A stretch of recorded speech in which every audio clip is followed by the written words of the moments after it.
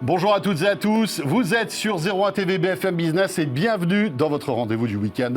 Un rendez-vous dédié à toutes les mobilités. Bienvenue dans En route pour demain avec Pauline Ducamp qui m'accompagne comme chaque semaine. Salut Pauline. Salut François.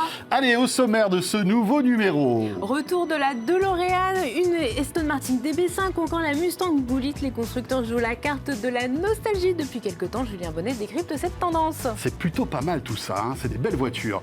Tiens, et puis on découvrira un concept de voiture autopilotée en quelque sorte. Radiocommandée en 4G, c'est le concept d'Elmo, on en parle dans quelques instants. Alors l'essai de la semaine, François, c'est pas une voiture, on va essayer une technologie, c'est celle des bornes de recharge rapide du réseau Unity. Et la 100e vient d'être inaugurée en France. Et bien voilà, c'est Julien Bonnet, encore une fois, qui testera tout ça. Et puis imaginez un portique qui scanne votre voiture et qui vous dit si elle est abîmée ou pas. C'est ProofStation, une start-up française qui s'est spécialisée dans ce concept. On recevra le cofondateur de ProofStation tout à l'heure. Voilà, vous savez tout, merci d'être là. Bienvenue dans En route pour demain.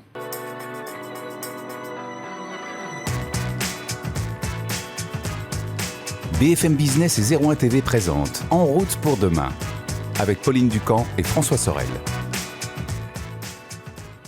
Et oui, toutes les mobilités ont leur talk show, leur émission chaque week-end sur 01 TV BFM Business. C'est En route pour demain.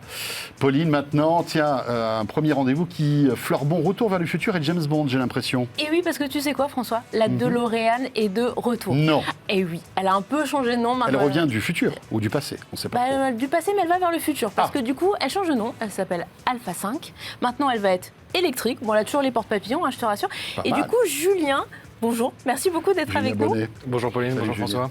nous. On est à fond dans la nostalgie là chez les constructeurs ces derniers temps. Bah oui, complètement, on exploite un peu ce filon. On voit en ce moment les années 80 qui reviennent vachement à la mode, les années 90 aussi. Retour vers le futur, ça a commencé en 85, donc on est pile dans cette période un peu nostalgique. Et donc, pour rappel, justement, c'était la DeLorean. Hein, donc finalement, son nom officiel, c'est la DMC-12. Mais finalement, comme il y a eu un seul modèle produit par DeLorean, on dit souvent la DeLorean pour désigner ce modèle. Donc la star, bien sûr, de cette saga cinématographique. Donc l'idée, c'est vraiment de reprendre un peu ce qui avait fait le succès de ce modèle, le côté atypique, bien sûr converti à la sauce électrique. Donc finalement, DeLorean, c'était une marque qui est passée un peu en coup de vent comme ça dans l'histoire, parce qu'elle est fondée par un Américain, John DeLorean, en 1975. Et c'est un puzzle industriel assez original, c'est-à-dire que lui, il est américain, c'est un ancien de General Motors. La voiture, elle repose sur la base d'une Lotus Esprit, donc britannique. On retrouve à l'intérieur un moteur V6 Peugeot, Renault, Volvo. Et le site de production est trouvé en Irlande du Nord. Donc tout ça, c'était un puzzle assez étrange et ça n'a pas très bien marché. En fait, la production a démarré en 81, elle s'est arrêtée en 83 et on compte à peu près 9000 unités produites. Donc aujourd'hui, c'est un véhicule Oui, qui doit avoir la valeur. Vraiment Hein, mythique, collector. qui monte, la cote, elle monte vraiment grandement avec des modèles qui sont en bon état, qui aujourd'hui commencent à valoir un petit peu d'argent. Et donc, on pourrait dire que c'est la fin de l'histoire, mais pas vraiment, parce que finalement, avec le succès entretenu par le film, à partir de 95, il y a un ingénieur britannique qui était exilé justement aux États-Unis pour entretenir des DMC-12 qui ressuscite un peu la marque. Alors justement, pour restaurer le parc existant, l'entretenir, et il va aussi se mettre à produire des répliques en 2017. Mais là, avec la nouvelle DeLorean, on arrive vraiment à la renaissance de la marque. Enfin, j'ai envie de dire, le deuxième modèle, pratiquement 30 ans après l'arrêt de la Le vrai production. retour ce coup-ci. Le vrai retour, voilà, on peut le dire comme ça. Et donc, finalement, quand on voit les images, on peut se dire que le concept, il est futuriste, mais finalement, je trouve qu'il ressemble pas mal à des concepts électriques qu'on voit ces derniers temps, hein, une forme aérodynamique assez profilée. On n'a bien sûr pas le convecteur temporel à l'intérieur qui permettait à Marty McFly de voyager à travers le temps. On a un design très épuré, et le petit regret, c'est aussi qu'on ne peut pas avoir l'option carrosserie en acier inoxydable, qui était quand même une des particularités de la DMC-12, qui fait qu'aujourd'hui, elle est toujours avec cette petite caractéristique de couleur bien particulière. Et donc sinon, au niveau des performances, donc on a un 0 à 100 annoncé en 3 secondes, une vitesse max de 250 km/h, une batterie qui ferait plus de 100 kWh à l'intérieur, donc près de 500 km d'autonomie. Donc ça, c'est pour le côté classique. On s'attend à une production qui a été annoncée de 88 exemplaires. Donc ça, c'est une référence aux 88 miles par heure qu'il fallait atteindre, bien sûr, avec la DMC-12 d'origine pour voyager dans le temps. Et donc la production, elle devrait démarrer en 2024. Et pour la suite, l'entreprise, elle évoque une berline de plus petite taille, toujours en électrique, mais aussi un SUV hydrogène et de manière plus originale, et là, retour vers le passé, un coupé sport avec à l'intérieur un moteur V8, donc bien thermique. Et donc finalement, on a ce côté, bon, cette voiture-là, la DeLorean, on l'a dit, hein, c'était vraiment cinéma, c'est ça qui finalement a fait tout le mythe. Et si on reste toujours dans le monde automobile cinéma, il y a une autre star du grand écran qui est revenue, c'est la DB5, c'est la voiture de James Bond. Oui, bah là aussi finalement une voiture mythique, hein, donc produite entre 63 et 65, l'Aston Martin DB5, donc qui est pilotée notamment par Sean Connery dans le film Goldfinger, donc qui sort pile poil pendant cette période de production assez réduite, donc en 64. Et donc là, l'idée, c'est vraiment de la reproduire, surtout à un moment où elle revient au centre des attentions. On l'a vu pas mal dans les derniers films de la franchise avec Daniel Craig, où elle est remise un peu au centre de l'action. Et donc, Aston Martin a repris la production de ce modèle, 25 exemplaires. Et la petite particularité, c'est qu'on retrouve notamment les gadgets qui ont été placés à l'intérieur. Donc, notamment la plaque d'immatriculation tournante pour un peu semer les esprits. Ouais, pratique. Ouais. Avec, Face au radar. petite Pauline a eu la même idée que moi, les amis, quand même. Petite Attention. astuce pour l'été. Voilà, petite astuce pour l'été. Un diffuseur de fumée ou encore un bouclier arrière blindé au cas où on nous tire dessus, Ça peut toujours servir. pratique. Hein. Ouais. Et pour assurer, bien sûr, les mitraillettes à l'avant, elles sont factices. Hein, c'est juste des petites ampoules qui clignotent. On n'a pas besoin on va pas vraiment pouvoir tirer sur ses opposants sur la route. Et même chose pour le projecteur d'huile qui apparemment met plutôt de l'eau sur le sol derrière. De toute façon, le véhicule, il peut se conduire que sur circuit. Il n'est pas homologué pour la route. Donc on va pas rejouer les célèbres courses-poursuites à travers Londres ou Paris, ça sera pas possible. C'est un petit peu dommage, mais sur circuit, on pourra quand même s'amuser avec le moteur atmosphérique de 290 chevaux. Et sinon, un seul véhicule, ça nécessite 4500 heures de travail dans l'usine un peu d'origine d'Aston Martin. Ah oui, donc le tarif doit être en rapport. Ouais. Voilà, donc on est sur un tarif d'environ 3 millions d'euros. Donc Ah oui, pour mon bon, ça anniversaire, va, François, ça va. franchement, ça passe. Pour de fausses mitraillettes elle est blindée ou pas? Alors, il est censé avoir un panneau arrière blindé. Un panneau arrière blindé. Et il faudrait vérifier sur circuit. Enfin, cela dit, on ne s'en sert pas pièce toujours majeure. du blindage dans la voiture. En tout cas, je vous le souhaite, si vous nous regardez ou vous nous écoutez. Alors, on a parlé donc de Retour vers le futur, de James Bond. Si on évoquait Bullitt aussi, bien sûr, avec la mythique Mustang, bien sûr. Bien sûr, donc si on veut là aussi se remettre un peu dans la peau de Steve McQueen, faisant sa course-poursuite dans les rues de San Francisco, dans le célèbre film, bien sûr, qui est sorti en 1968, Ford avait produit une version limitée de la dernière Mustang, donc la Mustang 2018, hein, qui est la première à avoir été commercialisée sur le sol européen directement par Ford. Et donc, voilà, pour fêter le 50e anniversaire du film, on retrouve finalement les ingrédients, donc l'absence de badge, hein, notamment, ça c'est quand même assez fort pour une marque automobile de retirer finalement tout ce qui peut la raccrocher vraiment à ce constructeur. Et avec ce célèbre vert, et puis en plus on avait sous le capot un V8 464 chevaux. Donc cette Mustang, elle a été commercialisée entre 2018 et l'année dernière. Et on en croise quelques-unes sur les routes françaises. Oui, quand même. Hein. Et puis Ford m'a expliqué qu'ils en ont quand même vendu 423 en France, donc sur la période, ce qui est pas mal quand même pour une Mustang édition limitée. Donc hâte de recroiser Steve McQueen dans les rues de Paris. Pas mal. Et ce côté nostalgie, c'est vrai que ça irrigue même maintenant vers les constructeurs généralistes, puisqu'on pense, François, à la Fiat 500 ou la future R5 qui vont revenir. C'est vraiment une tendance de fond de l'automobile. Merci beaucoup, Julien Bonnet. Julien. Merci. Julien qui... écoute, là, c'était super sexy tout à l'heure. Bon, alors, c'est peut-être un peu moins sexy, les bornes de recharge Unity, mais c'est très utile. Hein. Et pour recharger la DeLorean, ce sera pratique. Voilà, on se retrouvera avec le test de ces bornes dont beaucoup de monde parle. Et tout de suite, on accueille notre premier invité. BFM Business et 01 TV présente En route pour demain, l'invité. Et focus maintenant sur une société estonienne, Pauline. Il s'agit de Elmo qu'on va découvrir dans En route pour demain. Absolument, et nous recevons la directrice France, Christina Calda. Bonjour. Bonjour. Merci beaucoup d'être avec nous. Alors, Elmo, est-ce que vous pouvez nous présenter déjà un petit peu la société, parce que c'est un nom qu'on ne connaît pas vraiment en France. J'imagine, effectivement. Merci de me recevoir tout d'abord. Alors, Elmo, c'est avant tout une société d'autopartage de véhicules électriques. Ce qu'il faut savoir, c'est que nous avons lancé ce service il y a 9 ans en Estonie et nous étions en fait l'un des premiers sur ce créneau dans le monde. Depuis 1 an, nous livrons les véhicules à nos clients. Puisqu'on sait très bien que l'un des freins à l'autopartage, c'est le fait que le client soit obligé d'aller chercher le véhicule, par exemple un point de stationnement d'autopartage en fait. ce qui rend en fait le service moins confortable. Et alors vous livrez la voiture directement au client. Au client. Si le client le souhaite, devant sa porte. Ça, c'est l'autopartage de luxe. Oui, tu n'es pas obligé de traverser tout Paris pour aller la chercher. Ça, c'est plutôt pas mal. Exactement. Jusqu'ici, c'est assez classique. Mais c'est là où justement vous allez introduire une innovation, c'est que maintenant la voiture va venir jusqu'à nous, mais elle va venir sans chauffeur. Tout à fait. Waouh.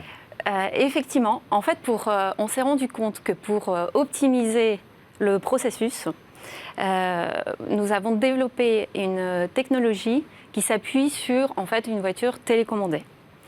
Ce qui veut dire quoi concrètement? Ça veut dire que vous, en tant qu'usager, vous allez en fait commander votre véhicule à partir de votre application, assez classiquement. Effectivement, donc plutôt que d'aller jusqu'à la voiture vient à vous, à l'heure commandée, sans chauffeur physique dans la voiture. Donc et elle conduit toute seule en fait. Elle ne conduit pas toute seule, elle est bien conduite par une personne physique. Par un opérateur qui est à distance. Qui est effectivement notre téléopérateur, qui se trouve dans nos locaux et qui conduit cette voiture à distance à partir d'un poste de contrôle, qui est équipé d'un volant, de pédales et d'un grand écran qui lui permet d'avoir exactement la même vision que dans une voiture classique. Et du coup, dans la voiture, il y a quoi comme technologie pour que justement le téléopérateur puisse la piloter avec ce kit un peu jeu vidéo quand même, le volant à son bureau, ça fait très jeu vidéo. Exactement, ça fait un peu jeu vidéo. Alors la technologie passe par la 4G tout simplement. Et pour schématiser, j'ai envie de dire que c'est deux ordinateurs qui se parlent. Alors il y a un ordinateur en fait qui se trouve au niveau du poste de contrôle, là où se trouve le conducteur, et l'autre se trouve en fait dans la voiture. Donc nous, ce que nous avons fait, c'est que tout simplement, on a pris des voitures électriques classiques de type Nissan Leaf, Renault Zoé. Nous n'avons rien modifié à la mécanique de la voiture, mais nous avons simplement intégré en fait on va dire cet ordinateur ou ce poste de commande à la voiture. Qui lui-même est connecté en 4G. Qui est connecté. En fait, les deux systèmes sont connectés effectivement entre eux par la 4G. On va dire l'équipement qui est dans la voiture est ensuite relié par des câbles au volant, aux accélérateurs, aux freins, etc. Qui donnent des impulsions en fait, électriques. Dès que le conducteur au poste de contrôle tournera le volant ou touchera l'accélérateur, etc. Mais alors attendez, vous en êtes où dans cette annonce? Parce que c'est très innovant, hein. Je crois que c'est la première fois qu'on va pouvoir assister au pilotage à distance d'un véhicule. Vous en êtes où? Alors, on a fait beaucoup de tests. Ça fait déjà 2 ans qu'on a fait énormément de tests sur des parkings, un peu dans les rues également. En Estonie, on va lancer le service réellement d'ici quelques semaines, au cours du mois de juin. L'idée étant en fait de ne pas en fait développer une technologie juste pour développer une technologie, mais de réellement répondre aux besoins de notre client et de comprendre en fait comment on va pouvoir y répondre. Et du coup de tester le système. Dans un premier temps, la version bêta, donc on va appeler ça comme ça, on aura un conducteur physique, ce qu'on appelle un conducteur de sécurité en fait, dans la voiture, qui en cas de problème pourra tout de suite prendre la main sur la voiture.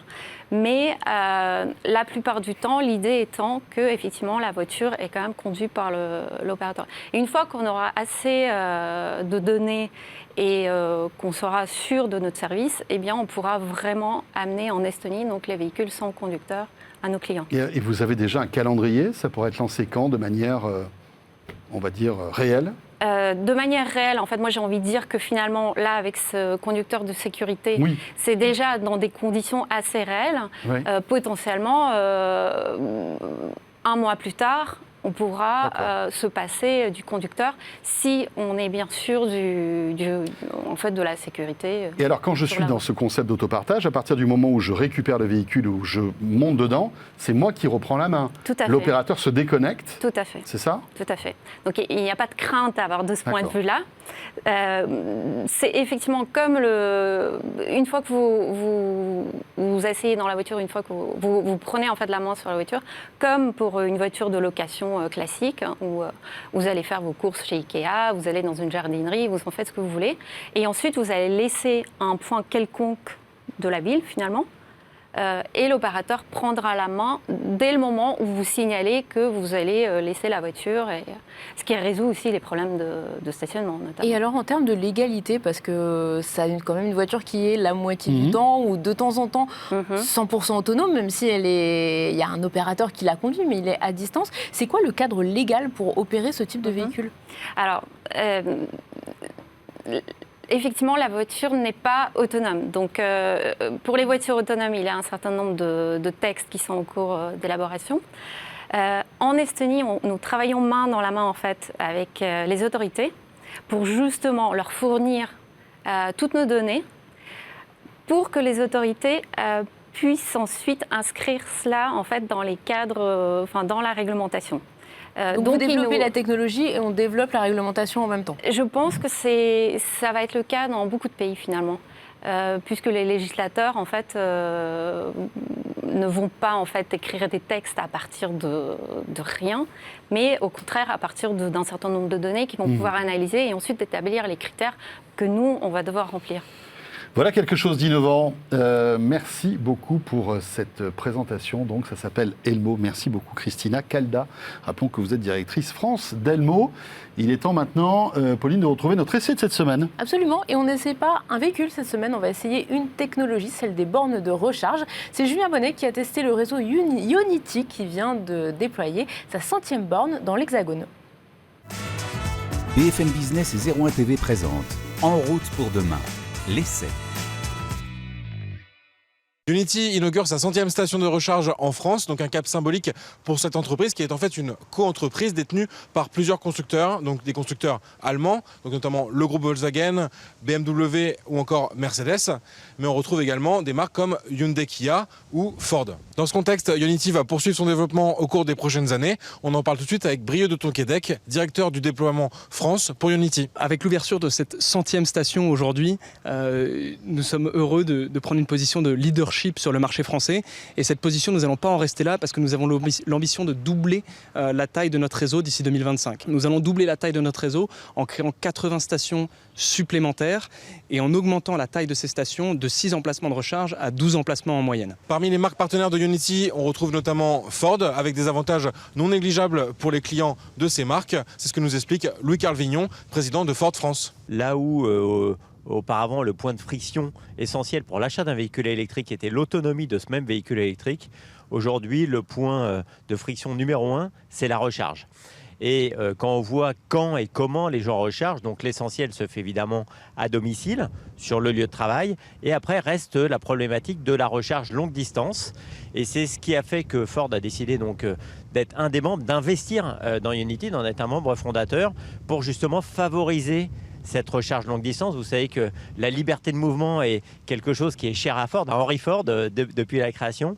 Et donc le fait de permettre à nos clients d'utiliser leur véhicule électrique également lorsqu'ils partent en vacances, mais de ne pas restreindre l'usage du véhicule électrique à la seule ville, ce qui est très souvent jusqu'à présent le cas, était important. Donc à la clé, pour les clients de ces marques, des tarifs préférentiels pour se charger donc sur des bornes ultra rapides qui vont servir pour les trajets longs sur autoroute notamment. Je vais vous donner un exemple qui est un exemple tout personnel. Voilà, sur un Paris-Bayonne avec une Mustang Mach-E.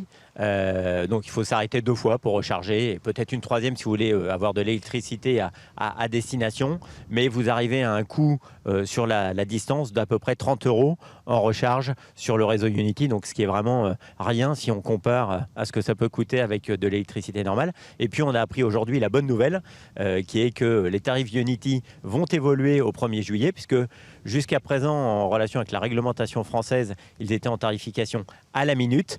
Là on va s'uniformiser au reste de l'Europe en passant en tarification au kilowattheure. Et l'autre bonne nouvelle, c'est que du coup, en plus, le prix au kilowattheure baisse par rapport à ce qu'il est aujourd'hui. Et dans l'exemple qui a été pris sur un plein de 30 €, donc ça correspond à peu près au chiffre dont je vous parlais, on arrive à économiser 4-5 €, donc ce qui fait une économie toujours substantielle. C'est bon à prendre par les temps qui courent. Ce réseau de bornes de recharge dit public, il se densifie aujourd'hui pour faire face à la hausse des ventes de voitures 100% électriques. Et on rappelle que la France elle a l'objectif de ne vendre plus que des voitures neuves zéro émission à horizon 2035. On avait un objectif de 100 000 points de recharge publique à fin 2021.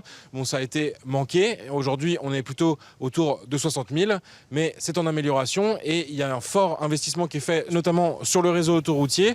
D'ici la fin 2022, la totalité des aires de service, donc un peu plus de 400 en France, doivent être équipées de bandes de recharge. Pour poursuivre son développement, Ionity a bouclé en fin d'année dernière une levée de fonds de 700 millions d'euros auprès de ses actionnaires historiques, mais aussi du géant de la gestion d'actifs américain BlackRock.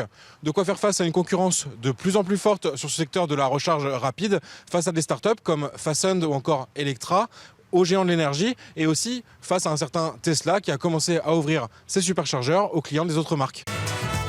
BFM Business et 01 TV présentent En route pour demain, en région.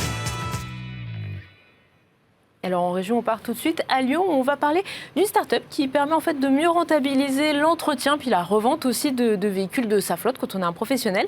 C'est ProofStation. Cédric Bernard, bonjour. Bonjour. Vous êtes cofondateur et président de ProofStation. Et alors vous proposez en fait un tunnel intelligent qui va scanner la voiture et qui va permettre de savoir s'il y a des défauts, des soucis dessus, des petits dégâts.